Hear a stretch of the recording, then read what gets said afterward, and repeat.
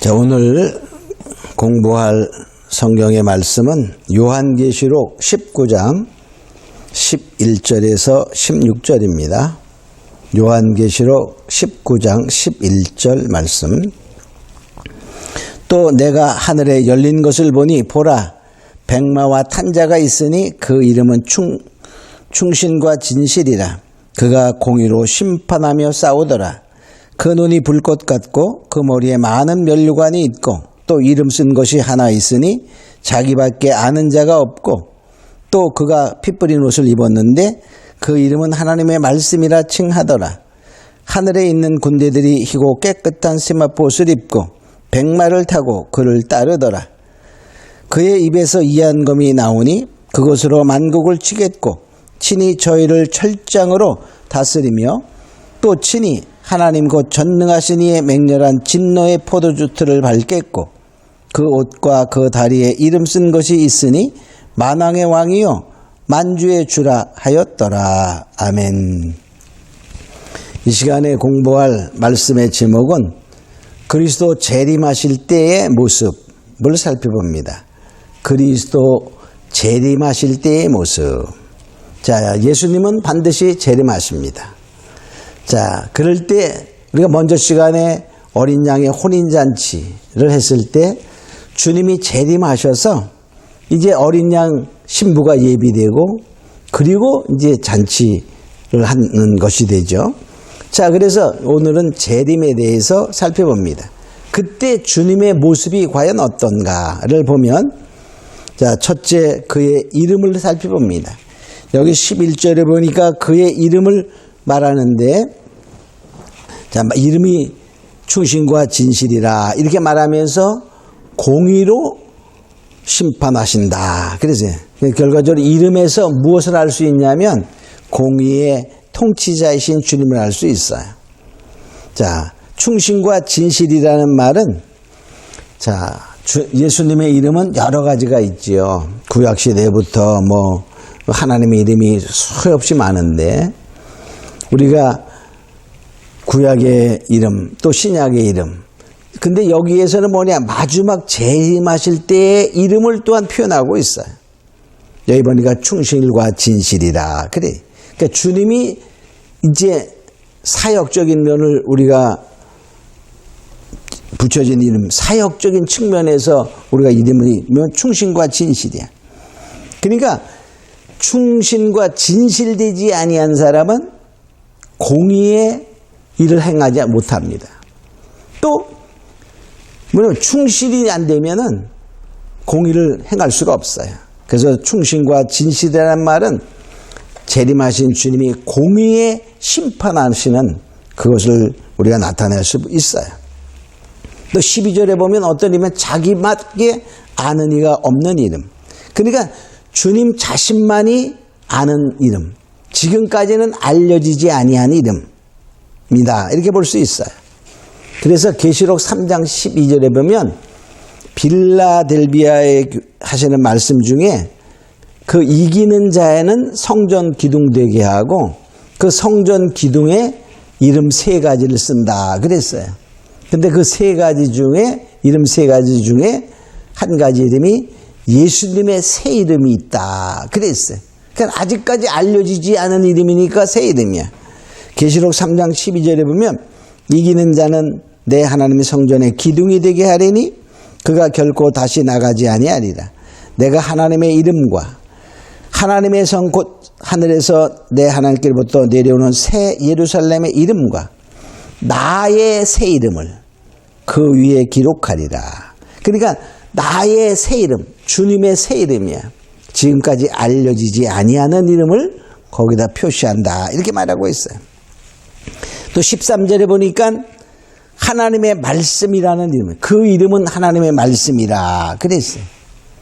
그러니까 뭐냐? 여기서 보면 예수님은 말씀이 육신이 되어 오신 분이에요. 말씀 자체입니다. 요한복음 1장 1절에 보면 태초에 말씀이 계시니라 그랬죠? 그 말씀이 하나님이에요. 요한복음 1장 14절에 보면 말씀이 육신이 되어 우리 가운데 거하심에 우리가 그 영광을 보니 아버지 독생자의 영광이요. 그래서 그러니까 말씀이 육신이 되어 오신 그 하나님이 바로 예수님이시죠. 그래서 그것이 하나님의 말씀이란 이름이 있단 말이에요. 또 16절에 보니까 만왕의 왕이시요 만유의 주시라. 그 말은 뭡니까? 통치자, 만왕의 왕, 통치자로서의 영광을 의미하게 되죠. 자, 그러니까 결과적으로 우리가 주님의 이름에서 보면 마지막 때의 공의와 바로 충신과 진실된 공의의 싸움을 하시는 공의의 통치자신 주님을 알 수 있어요. 두 번째, 그의 눈을 봅니다. 그의 눈을 보면 12절에 그의 눈은 불꽃 같고 그랬어요. 불꽃 같다는 말은 환하다는 말이죠. 그러니까 그 앞에는 숨길 수가 없어요. 그러니까 전지하신 주님을 의미합니다. 전지하신. 전지 다 하시는 거예요. 그러니까 누구도 핑계댈 수 없고 누구도 잘못된 판단을 받을 수 없어요. 왜? 다 하시니까. 그래서 정확한 판단으로 바로 옳은 심판, 공의의 심판을 행하시는 분임을 알 수 있어요.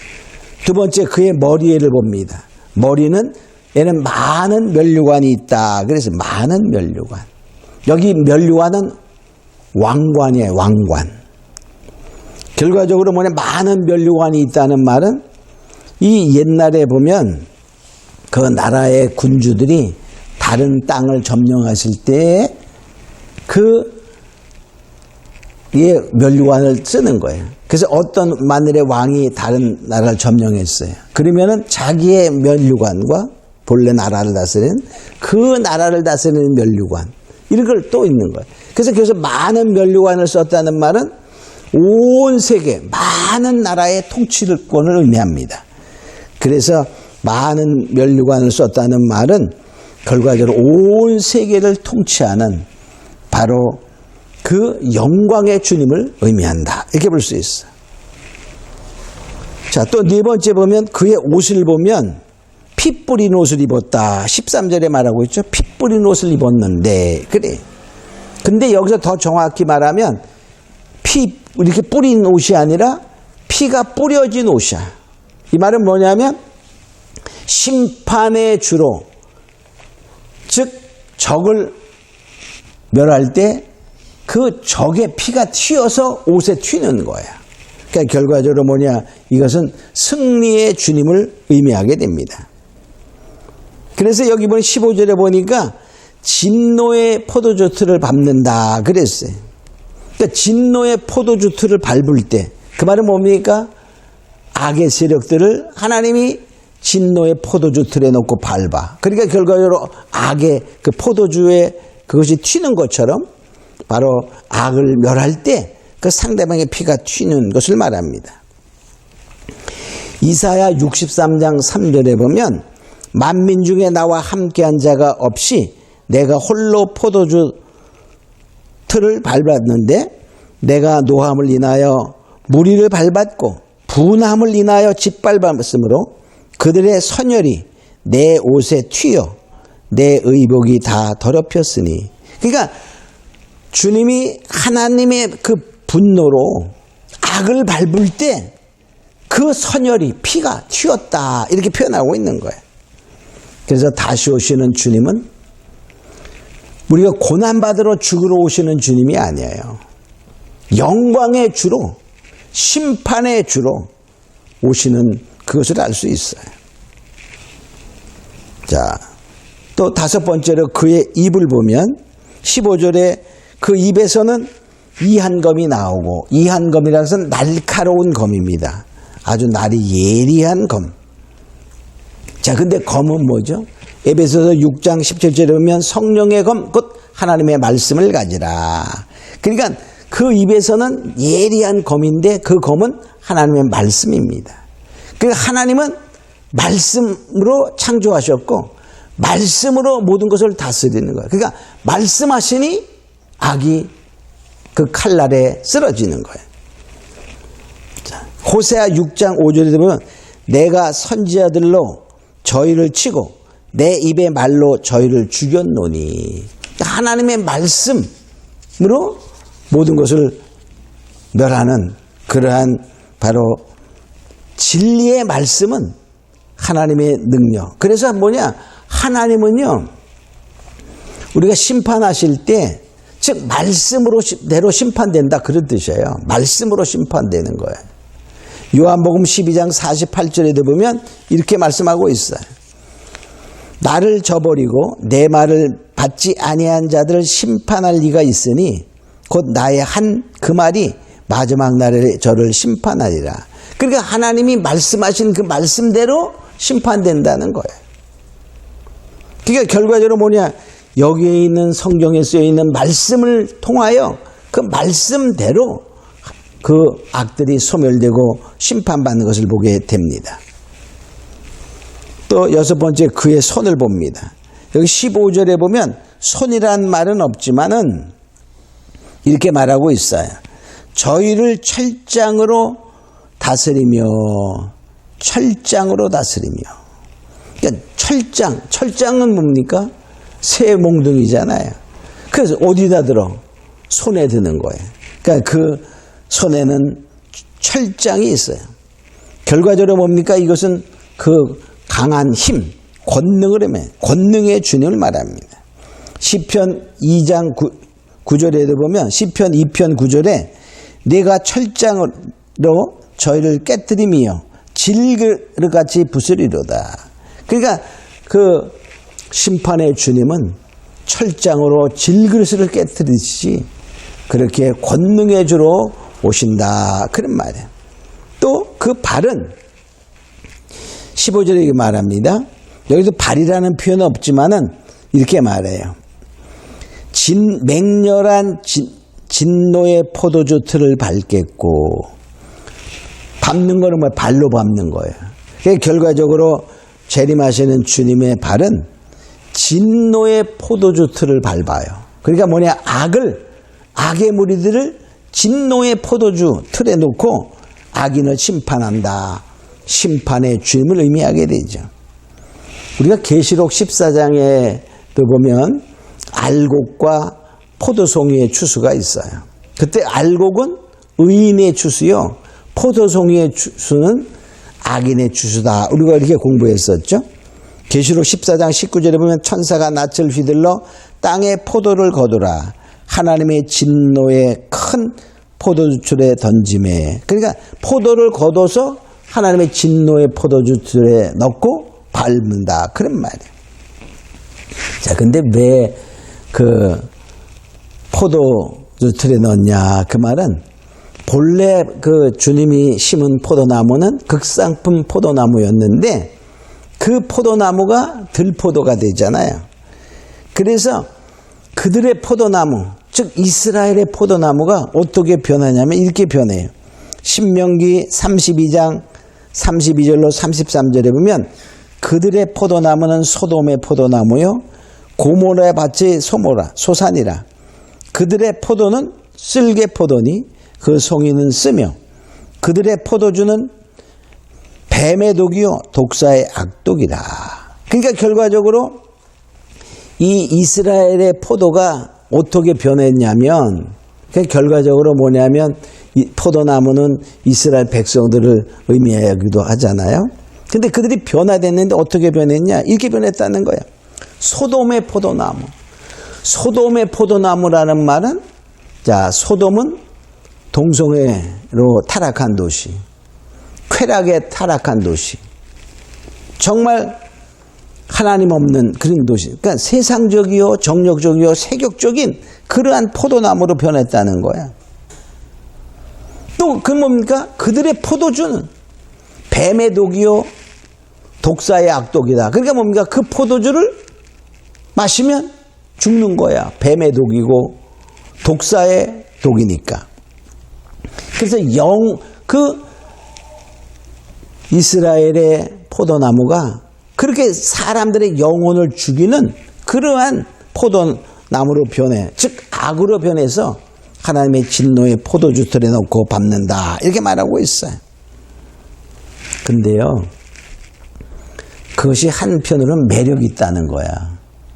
우리가 그렇잖아요. 말씀대로 살자보다는 그래도 그렇지 사람 사는데 이러면서 또 하나님만 예수님만 구원이다 보다는 모든 신에게 구원이 있다라고 말하는 것이 훨씬 우리에게는 매력이 있고 믿기도 편안합니다. 그러니까 결과적으로 음료의 속삭임, 즉 소돔의 포도나무는 즉 오늘날로 보면 음료의 교훈이야. 바로 그것은 매력이 있다 이렇게 말해요. 예레미야 51장 7절에 보면 바벨론은 여호와의 수중에 온 세계로 취게 하는 금잔이라. 그러니까 음료의 가르침이 온 세상을 취하게 혼미케 만드는 금잔이다 그 말이에요.